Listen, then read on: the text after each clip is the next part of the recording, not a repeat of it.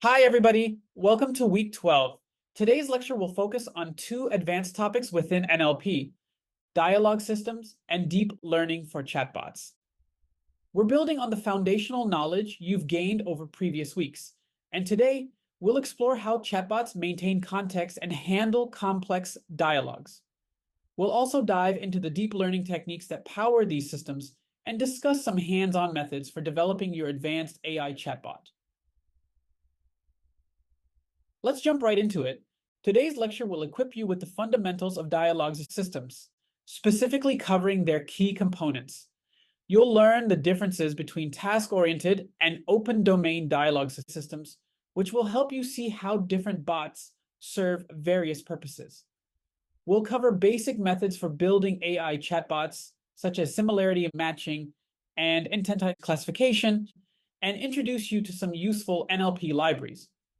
Finally, we'll explore the deep learning models that have revolutionized chatbot capabilities. Now, let's begin by examining what a dialogue system is. Dialogue systems are conversational agents designed to engage users in multi-turn conversations, meaning they can have back and forth exchanges. Unlike simple chatbots that only answer direct questions, dialogue systems are designed to remember context over several turns, allowing them to handle follow-up questions or clarify user requests.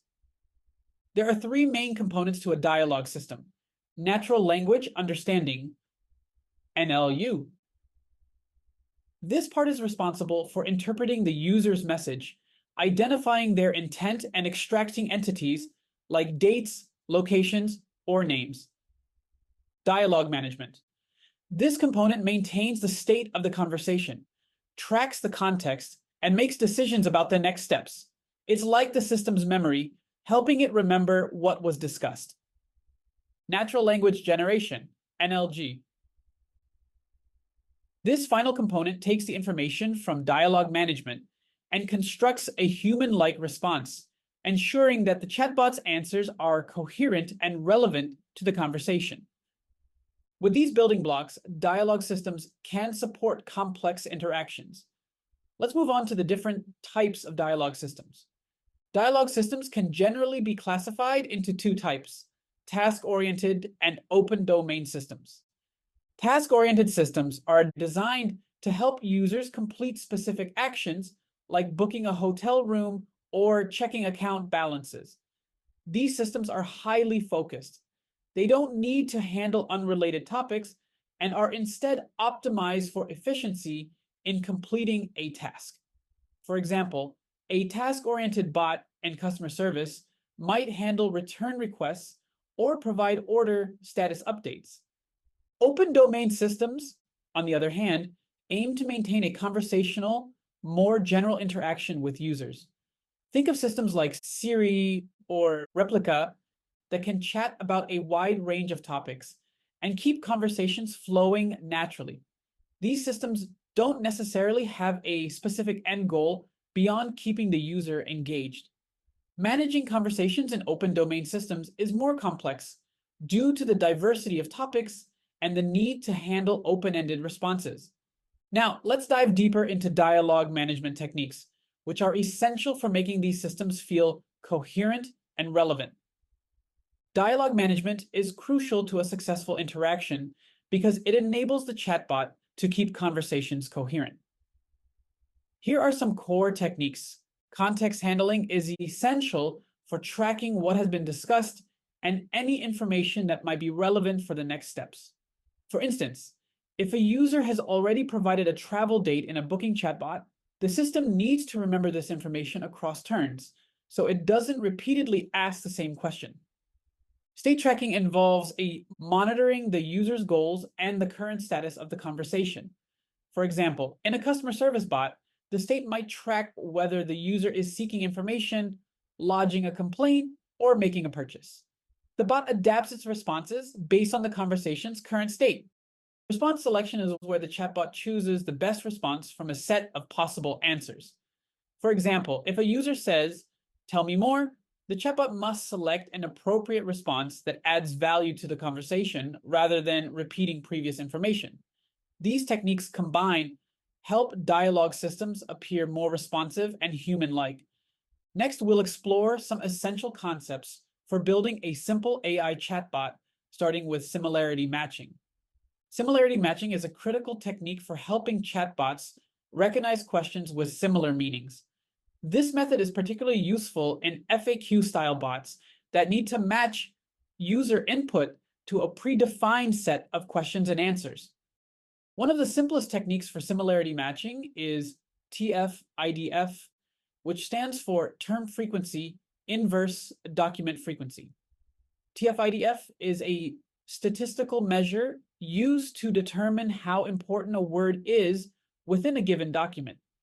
If a word appears frequently in a specific document, but rarely across all documents, it gets a notch TF-IDF score.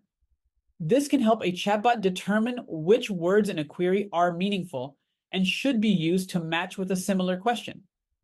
Word embeddings like word enthusiast or glove offer a more sophisticated approach.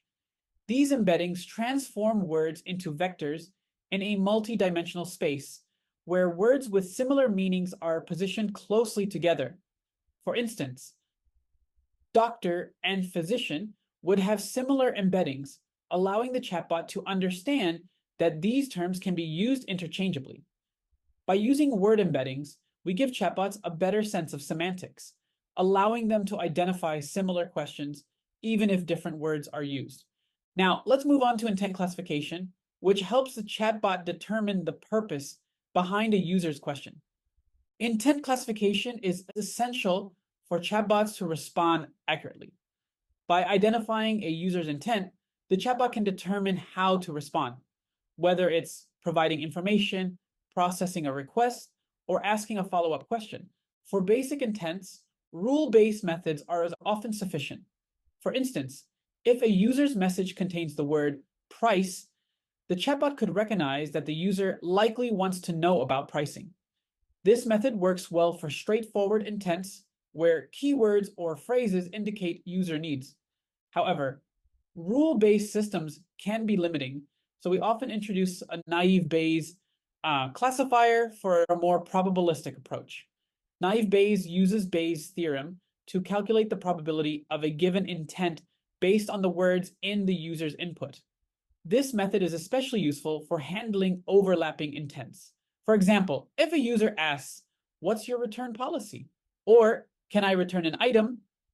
Naive Bayes can help classify both as a return inquiry intent. This gives the chatbots more flexibility in understanding requests. Let's now look at NLP libraries that make these processes easier. Developing a chatbot can be greatly streamlined by using NLP libraries that offer pre-built tools for text processing, similarity matching, and classification. NLTK, Natural Language Toolkit, is one of the oldest and most widely used libraries in NLP, offering basic text processing functions such as tokenization, stemming, and parsing. It's ideal for understanding NLP fundamentals. spaCy is known for its high performance with larger data sets.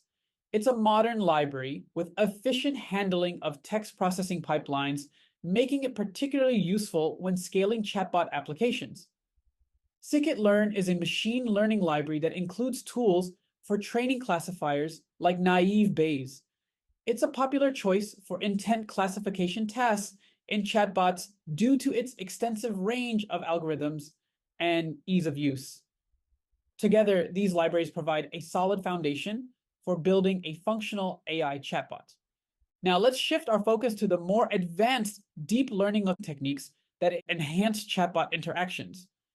Deep learning has transformed chatbot capabilities by enabling models to understand complex interactions. In traditional machine learning, chatbots often struggle with multi-turn dialogues, but deep learning models can maintain context over time and generate more nuanced responses. Some of the core architectures used in deep learning for chatbots are recurrent neural networks, RNNs. These are designed for sequential data and are ideal for processing language because they retain information across a series of inputs. However, RNNs are limited in handling long-term dependencies. long short-term memory, LSTM, and gated recurrent unit, GRU, networks. Both are advanced types of RNNs designed to remember information over longer sequences, making them well suited for chatbots that need to track context. Transformers, these are the foundation of models like BERT and GPT-3. Transformers use attention mechanisms to focus on important parts of the input, allowing them to understand relationships across long sequences and respond more naturally. Let's take a closer look at RNNs and how SEQ to CQ models operate within this framework. RNNs and sequence-to-sequence form the backbone of many chatbot architectures. RNNs are effective for processing sequences as they maintain a hidden state that retains information from previous steps. However, RNNs can struggle with very long sequences, and sequence-to-sequence models are particularly effective for tasks where there's a clear input-output sequence, such as language translation or response generation.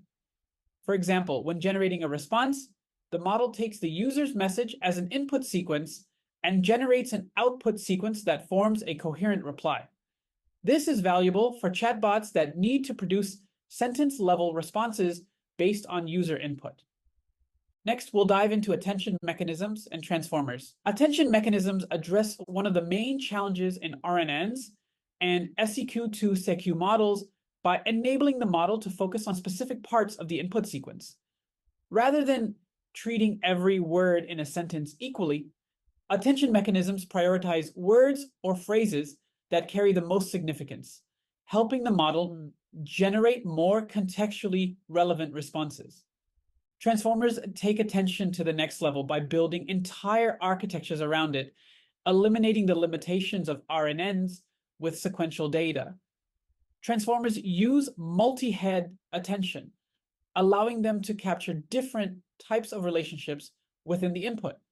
This architecture has led to advanced models like GPT-3 and BERT, which are now foundational in creating intelligent, context-aware chatbots.